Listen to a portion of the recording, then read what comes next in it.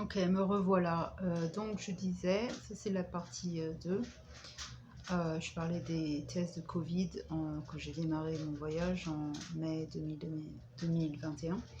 Donc ma première destination c'était Porto Rico. Et donc je disais que quand tu as des tickets qui s'arrêtent entre deux aéroports, entre un ou deux, ils te disent pas toujours que tu dois avoir un test ou pas, parce que normalement tu as déjà tes valises qui vont directement à ta destination, ta finale destination. Donc normalement, la plupart du temps, tu ne sors pas de l'aéroport, tu ne repasses pas les, euh, les gates, les security checks, tu vas juste directement à ton gate. Mais ça dépend de ta nationalité ou des aéroports ou de ton ticket, comment il était fourni.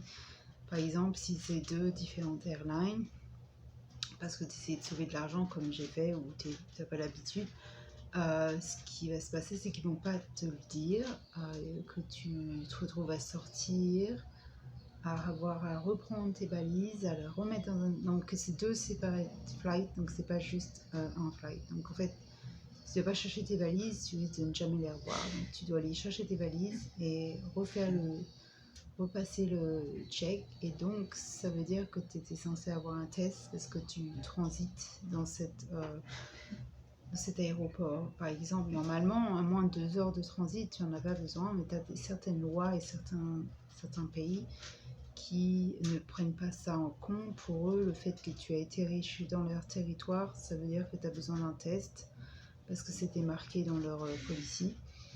Même si tu es juste en transit d'avion et que tu n'es là pour moins de 2 heures.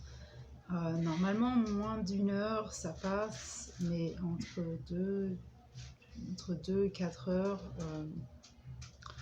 ils considèrent ça long stay. Donc tu te retrouves à... Donc ça m'est arrivé en Italie et je crois que c'était en France ou ailleurs, où j'ai dû aller payer le prix maximum dans l'aéroport le plus proche, parce que j'avais pas beaucoup de temps. Et payer plus de 200$ juste pour avoir 2 tests pour reprendre l'avion. Donc ça, c'était vraiment le pire qui m'est arrivé. Et une autre, 2 situations aussi qui m'est arrivé, c'est que quand je suis repartie de Porto Rico pour repartir en Amérique, et je suis américaine et française avec un passeport américain, avec ma carte de vaccine. Ils m'ont laissé rentrer avec ma carte de vaccine, mais pour ressortir, alors que j'ai ma carte de vaccination qui a été faite au Porto Rico, ils voulaient un Covid test qui n'était pas marqué dans les règles ni rien. Marqué que la vaccination était normale. Mais en fait, ils n'avaient pas précisé que c'était juste pour les résidents. Donc, tu retournes dans ton pays, normalement, on n'a pas besoin. Parce que quand tu voyages pour l'US, tu n'as pas besoin de Covid. L'année d'avant, entre 2020 et 2021, j'ai fait que les voyages aux US. J'ai fait pratiquement plus de la moitié du côté Denver, Vegas, nord et nord, sud, est de l'Amérique. En voyage, et j'ai jamais eu besoin de test. Mais, donc là, ils m'ont pas laissé rentrer dans l'avion, ce qui m'a coûté de reprendre 2 tickets, de refaire 2 tests et de repayer 2 nuits d'hôtel. Il m'a coûté plus de 500$ juste à cause de ça, à cause de Covid test. Une autre situation, en Finlande, j'ai fait 2 tests d'order que j'ai fait en avance pour les tests que tu dois avoir quand tu arrives. Et quand tu arrives à ta destination, j'ai fait un paquet entier qui était à plus de 100$ pour moi. Et c'était marqué les enfants de 12 ans ou moins n'avaient pas besoin de test. Oh, mais je sais plus ce que c'était exactement. Il y avait marqué qu'ils avaient que besoin du test d'arrival, de point d'arrival.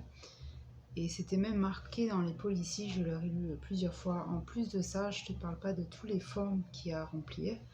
Parce que si tu n'as pas le forme rempli, tu ne vas pas dans l'avion. Donc même si tu as payé ton ticket, tu as tes 3 tests, tu as payé tes valises, tout, mais si tu n'as pas leur forme, et souvent tu as le health form, le forme de santé, tu as le forme de déclaration de Covid-19 et tu as le forme de juste d'identification d'où tu vas, d'où tu viens, tout ça. Donc ça fait presque 3 formes et certaines fois ils sont pas toujours faciles ou simples. Donc quand c'est juste un forme qu'ils te donnent, c'est plus simple. Mais comme c'est pas toujours annoncé qu'ils vont avoir des formes à ta disposition, la plupart du temps ce sont des formes avec des codes, des QR codes. Donc si tu as intérêt à avoir ton téléphone qui marche et chargé, parce que si tu peux pas downloader ton QR form et s'il n'est pas rempli comme il le faut, par exemple moi il me fallait que je remplisse 2 sections avec un QR code pour certains, et puis certains, tu en avais 2 séparés de formes, parce qu'un enfant et un adulte avaient donc tu avais 2 QR codes, mais des fois ils étaient dans le même. Mais tu as certains endroits où personnels qui sont pas au courant de tout et qui vont te demander d'eux ou qui vont pas trop savoir, qui vont te revoyer là-bas, ou alors si tu as écrit une lettre manquante, une date qui ne va pas, ou une heure qui ne va pas, ou un code qui va pas, hop, ils vont te refaire faire le truc à zéro et ils vont te remettre derrière la ligne. Donc ça m'est arrivé plusieurs fois. Donc pareil, en Finlande, ils m'ont dit qu'il me manquait un test, un full package. Donc ils voulaient que je paye 150 $, un full package pour un enfant.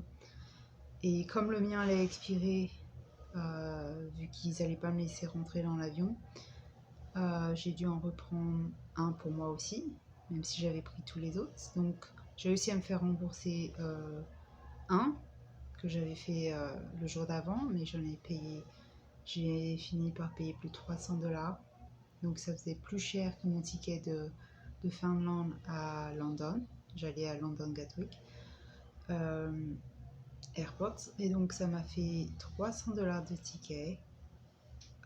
Une nuit à dormir dans l'aéroport. Donc ça, tout le monde s'en fout. Ils n'en ont rien à glander si tu es dormir dans l'aéroport. Et puis, ouais. Puis ton ticket. Qu'est-ce que tu fais? Ton ticket, coup de bol, ils ont réussi à me le changer sans rien me charger. Donc c'est cool.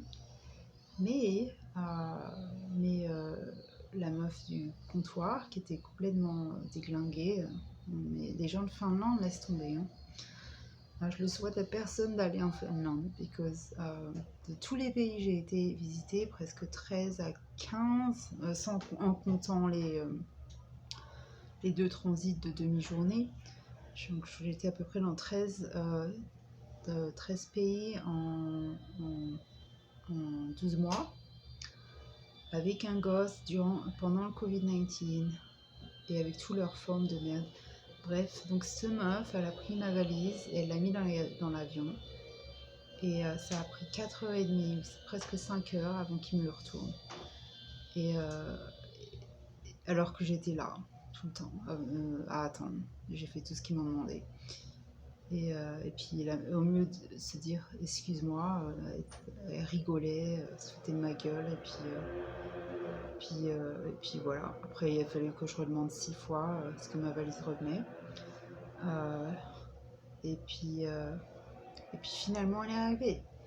Et puis voilà, fin de mon histoire de Finlande, de Finlande Airport. Enfin bon, pour vous dire que c'était plutôt la misère. Donc j'aimerais bien que ça s'arrête, que tu puisses revoyager sans avoir de test. Ça serait cool, ça sauverait de l'argent déjà. Et puis je vais refaire des vidéos sur mes impressions de tous les pays où j'ai été entre, puis les aéroports, tout ça. Ok, bah suivez bien toute ma chaîne et tout ça.